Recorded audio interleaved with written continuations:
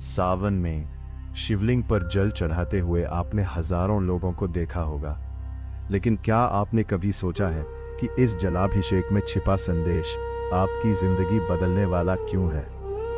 हम अक्सर भगवान से कुछ मांगने मंदिर जाते हैं, लेकिन शिव पूजा की एक खूबसूरत बात यह है कि यहाँ सिर्फ मांगने की नहीं, अर्पित करने की परंपरा भी है। और यही बात बहुत गहरी है। जब हम शिवलिंग पर जल अर्पित करते हैं तो इसे केवल एक धार्मिक क्रिया समझकर आगे बढ़ जाना आसान है, लेकिन जरा सोचिए, जल क्या करता है?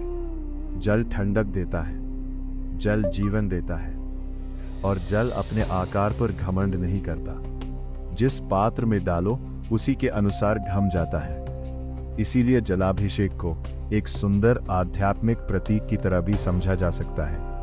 अपने अंदर की गर्मी कम करना, अपने अहंकार को नरम करना और परिस्थितियों के अनुसार खुद को संभालना। अब यहां से असली सीख शुरू होती है। हमारे जीवन में भी एक तरह की गर्मी जमा होती रहती है। किसी ने कुछ कह दिया तो गुस्सा, किसी और को सफलता मिल गई तो जलन, अपना काम नहीं हुआ तो हताशा, किसी ने धोखा दिया तो नफरत, और धीरे धीरे यही भाव हमारे मन को अंदर से अशांत करने लगते हैं। सावन में जब तुम शिवलिंग पर जल चढ़ाओ तो सिर्फ बाहर जल मत बहाओ, अपने अंदर भी एक सवाल पूछो, मेरे अंदर ऐसी कौन सी चीज है जिसे अब शांत करने की जरूरत है? शायद तुम्हारा गुस्सा, शायद तुम्हारा अहंकार, शायद किसी पुरानी बात का बोझ, या शायद दूसरों से खुद की तुलना करने की आदत। और यही वह जगह है जहां पूजा आत्मचिंतन बन जाती है।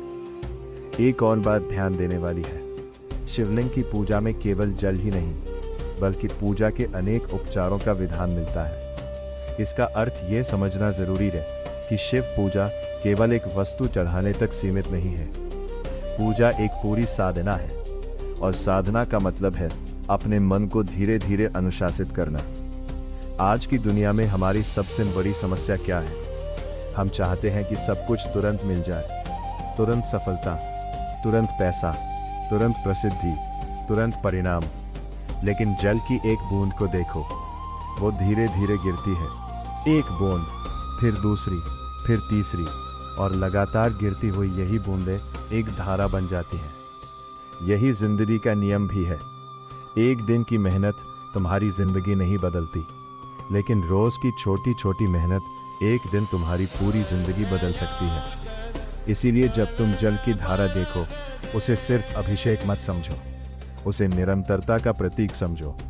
रुकना नहीं, धीरे चलना कोई समस्या नहीं है। समस्या तब है जब तुम चलना ही छोड़ दो।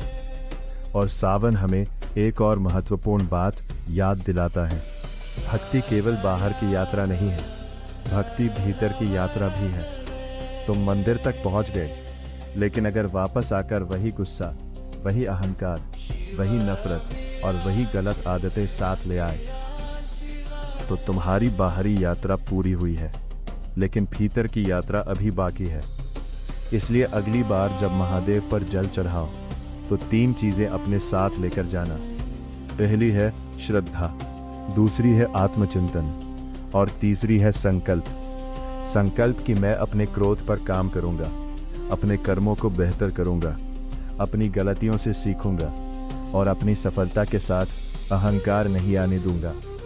क्योंकि महादेव के सामने सबसे बड़ी चीज ये नहीं है कि तुम्हारे हाथ में कितना जल है, सबसे बड़ी चीज ये है कि तुम्हारे मन में क्या है। तो इस सावन जल चढ़ाओ जरूर, लेकिन उसके साथ अपने अंदर की एक बुरी आदत भी छोड़ने की कोशिश करो।